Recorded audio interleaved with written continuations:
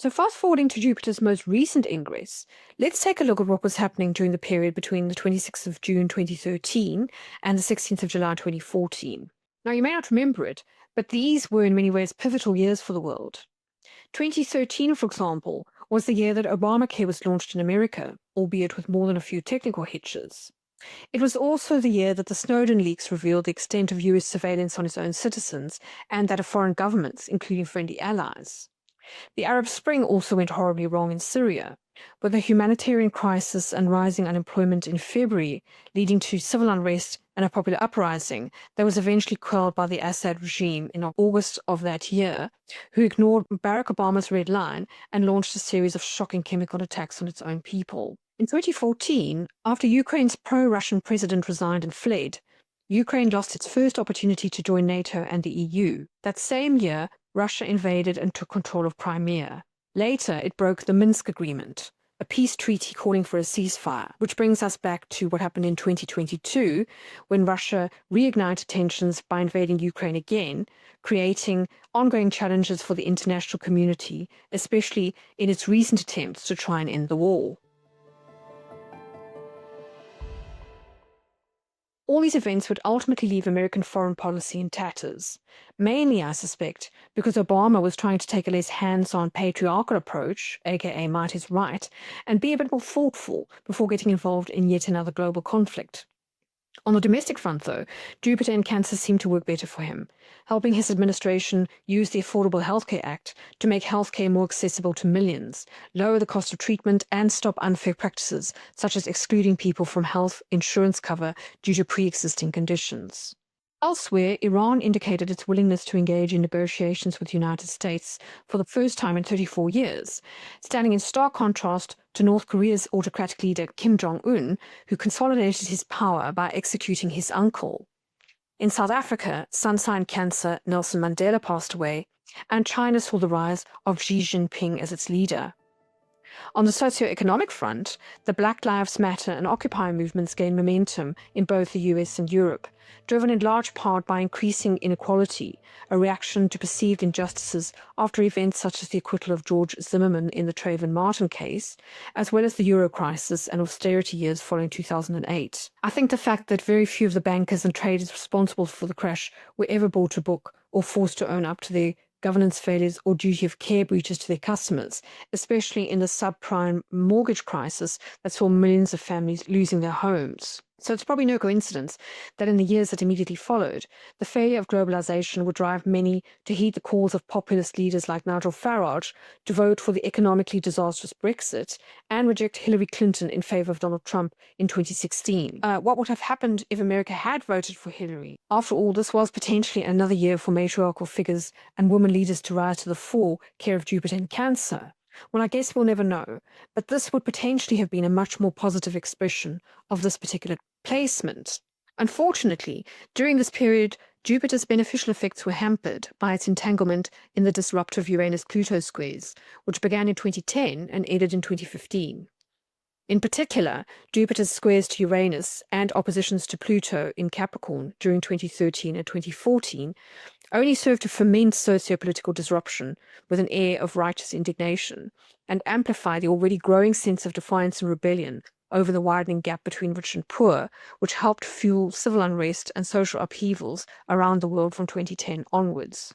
Power struggles, especially between world leaders, think for example of Putin and his defiance of both the US and NATO, but also between civil society and authority figures, led to more isolationist policies and a breakdown of trust in both institutions and traditional structures of governance. For example, the failures in US foreign policy left many with less confidence in America to be the protector of democracy and the post-war world order, whilst the extent of its surveillance on both friends and foes alike left a sour taste in many people's mouths and gave credence to the many alternative histories and conspiracy theories that had begun to circulate on social media. So given all of that, what can we expect from Jupiter this time around? Well, as I mentioned earlier, we are currently in the quarter moon stage of the Jupiter-Saturn cycle, which tends to result in tests of faith. We've already experienced two of these in August and December 2024, which bookended the US presidential elections. And we've already seen the soul-searching and difficult questions that this has prompted, both for political leaders and lawmakers, both domestically and abroad. The last one is due to take place in cardinal signs around mid-June, not long after Jupiter's ingress into Cancer, which is when Trump's 90-day reprieve on trade tariffs will end, and any remaining or renegotiated import or export duties will kick in. As I mentioned last time, Saturn and Neptune will also be traveling quite close together at this point, which means that Jupiter will square each of them within days of each other.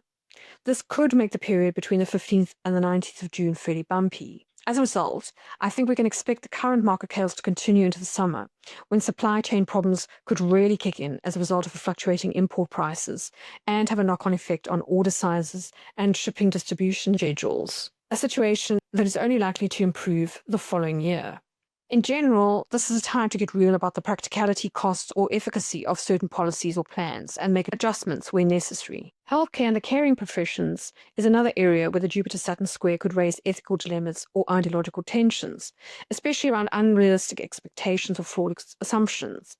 For example, although politicians like Bernie Sanders may argue, quite rightly in my view, that access to basic healthcare is a human right, there remains the real issue of how to make public healthcare both affordable and effective, something that successive UK governments have been trying to grapple with, and which has now reached something of a crisis point. Certainly in America, the trial of Luigi Mangione has raised all sorts of questions about privatization and the cost of healthcare.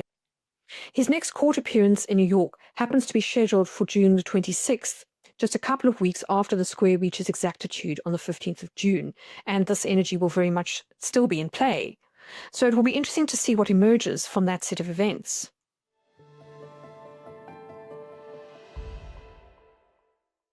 But Jupiter is the great benefic after all, and it is exalted in Cancer.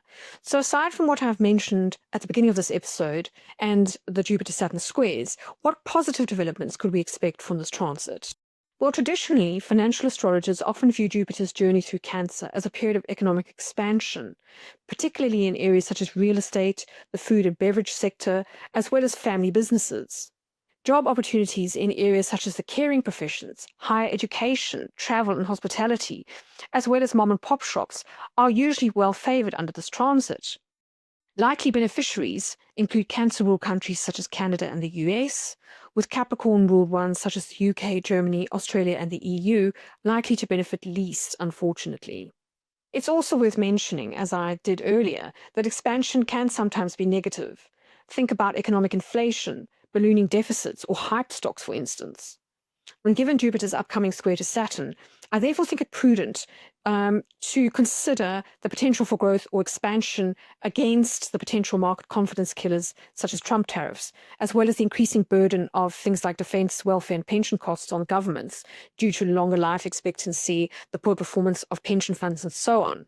Not to mention problems caused by wars, world currency fluctuations and black swan events like COVID.